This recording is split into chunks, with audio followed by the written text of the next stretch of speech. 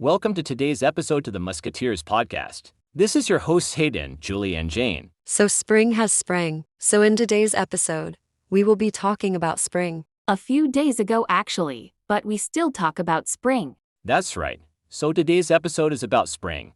So let's get started. Spring is a season that starts every March on any day. At this time of year, with the melting of the winter snow, farmers begin to sow seed, while others plant flowers. It alludes to elements such as rebirth, new beginnings, and renewal, and a more hopeful, optimistic vibe after so many months of cold. The aesthetics that revolve around spring are centered around motifs such as budding flowers and meadows, baby animals, sunshine, and a fresh and new feeling. It can also be a reference to spring fashion styles. With the more flowery and colorful themes, this season is definitely considered more feminine-centric in many societies across the world, with all the promotion of cute motifs and looks for women's wear. But this shouldn't stop men or non-binary people from expressing a liking for spring or joining in with the trends. So that means it is for everyone. The creator of spring is whatever higher power you believe in. Key motifs include budding flowers and baby animals like I have mentioned. Key colors are bright colors similar to budding plants, light green, brown, and pastels, and key values are renewal, nature, and beauty in the natural world. Spring includes many fashion. The new wave of heat makes it not too cold but not too hot, so a blend of both light and heavy clothes is seen during this season. Flowery patterns, or just patterns in general, is the go-to for this period. Some clothing examples include t-shirts, skirtski, schoensilsty jackets, and hoodies, long-sleeve patterned shirts, cardigans, belts, sundresses. Now, I must say, this style goes well for me. I feel like it goes well with my blonde hair. I want to style Julie so bad. She really does look cute in these outfits. Thanks, Jane.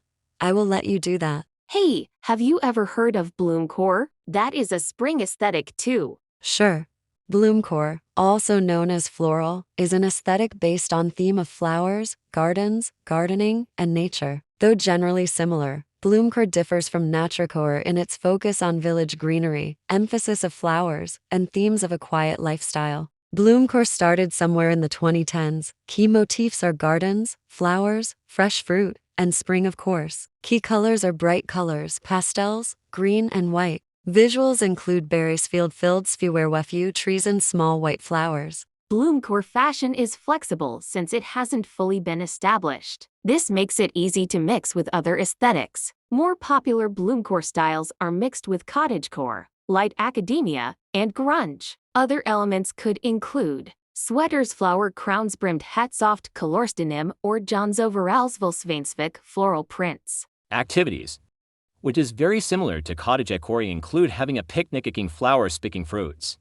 Reading, taking pictures of flowers, taking care of a garden. Planting new flowers, plants, and playing They Love Me Not with the Flower, which is a game where one person seeks to determine whether the object of their affection returns that affection. Media, we've got to talk about media. Jane is right.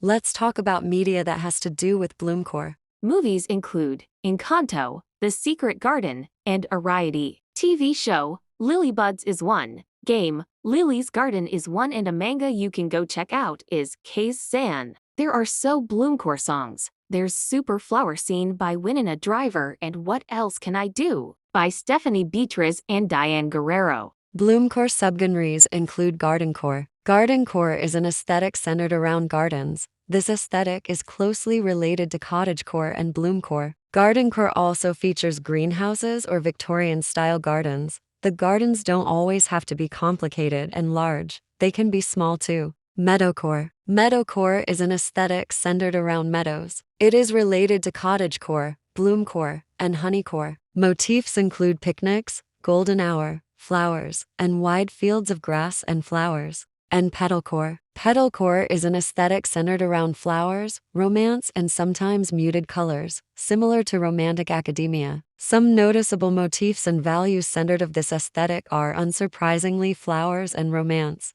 Did you know there are resources for bloomcore? Yes, Spotify has a playlist of bloomcore music you can listen to. Pinterest has pictures of bloomcore you can look at, and YouTube has videos about bloomcore you can watch. We highly recommend them for you. Anyways, that is all for today's episode.